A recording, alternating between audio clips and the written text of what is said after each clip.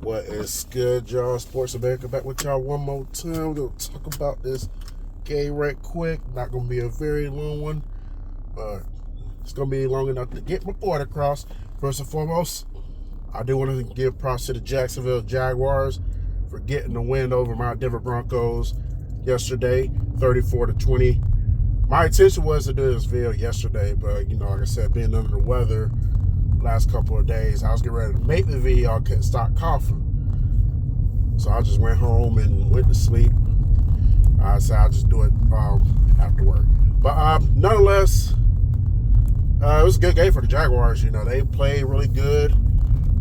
They was more efficient on third down, 8 of 15 to our 5 of 13, excuse me. And that made the difference in them winning this game. That and 2 turnovers. One of those turnovers should not have happened. 4th and 2. Why in the world are you passing the ball on 4th and 2 when you got a phenomenal rookie who's been balling out? Put the ball in his hands and trust him to get the 2 yards minimum to keep the chains moving for a first down. You put Bo Nix in a bad position, trying to make him be the hero, and of course he throws an interception. I'm not mad that Bo Nix threw the interception. I'm just irritated that he should not have been in that position to begin with, because that wasn't his call.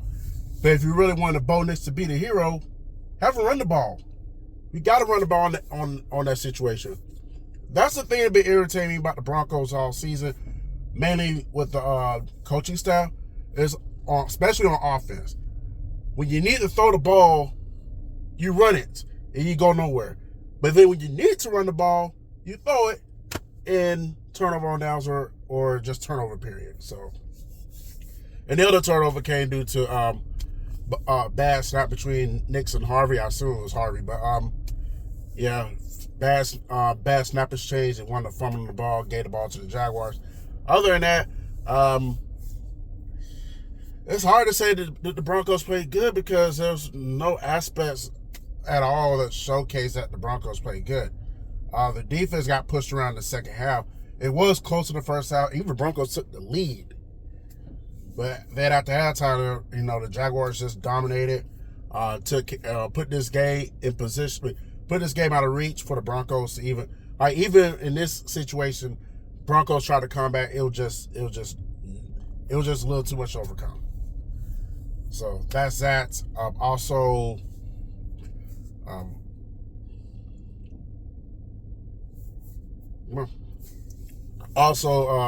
another thing that kind of stuck out is even though if you do want a couple of positives that did happen in this game despite the loss, the Broncos outgained the Jaguars. So the Broncos did pretty good with moving the ball on that really good Jaguars defense.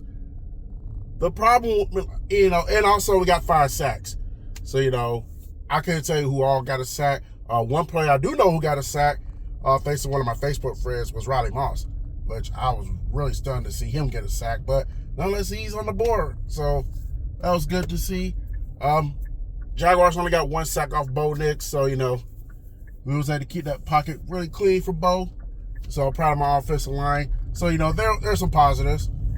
And the fact that the Broncos had a lead at one point. So that was some positives. Other than that, this was not a good game for the Broncos. I hate that the team took the L. But nonetheless, all is not lost. So, because I said this before the game started, all would not be lost if the Broncos did lose, because despite dropping to the Jaguars, falling to 12-3, the Broncos are still in first place in the AFC West. They're still in first place in the AFC, even with the Patriots winning last night. Remember, the Broncos got the tiebreak over the Patriots due to common opponents. The Broncos swept the Raiders while the Patriots lost to them in week 1, when we all thought the Patriots were going to suck again. But yeah, that may come back and haunt them at week 18. We'll see. But with that being said, the Broncos, they still control their own fate. All they got to do is win out, and they get the 1 seed. Like anybody else who's trying to get the 1 seed, they're going to need help. They're going to need serious help. Maybe it's up to the Chargers. They might be the only other team that control their own fate as far as the 1 seed, because now that the Broncos lost, they're only a game up on the Chargers, and if the Chargers beat the Texans and the Broncos, obviously the Chargers will take the AFC West, but they could be in position to take the 1 seed, especially if the Patriots and Jaguars both lose. Well, they definitely need the Jaguars to lose another one, and they might need. They probably gonna. Oh, they'll need the Patriots to lose too. So we'll see how all this transpires, because I think the Chargers will have the tiebreaker over the Patriots too, due to that common opponents as well. So I like to think, they will have that. They will have that tiebreaker because they swept the Raiders also. So, but nonetheless, I do expect the Broncos to get back on the ball. Short week coming up. I'm not going to do a pregame analysis video because it is too close to Christmas time.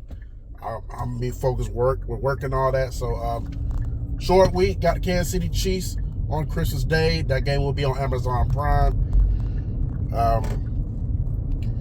Chiefs are down to their third straight quarterback because Minshew got hurt yesterday against the Titans. And I expect the Broncos to go in there and win. The Chiefs are done. And this is not me trash talking. This is being straight up. The Kansas City Chiefs are done this year. 6-9. Third place in the AFC West. They're not going to the playoffs. They lost apparently their best player. I think their morale is so shot to where they probably just said, fuck it, They might just say, fuck it, let's lose out. I don't know what's going to transpire with the Chiefs. But it's also a situation where they'd be like, okay, it's the Broncos, it's an AFC West rival. This is a team that hasn't beaten us at our place in about 10 years. So I don't know what Chiefs team we're going to get. But I do know that the Broncos need to just handle their business on Christmas Day.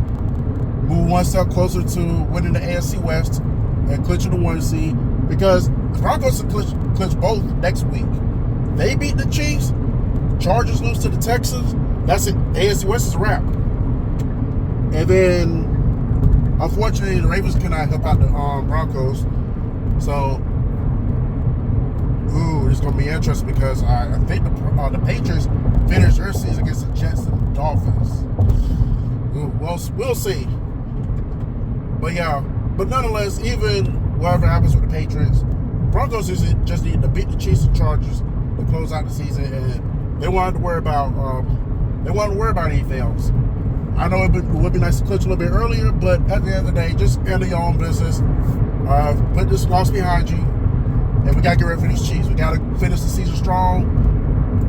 And I also feel like this, and also one more thing, with this loss, that winning streak I was talking about at the crib is no more.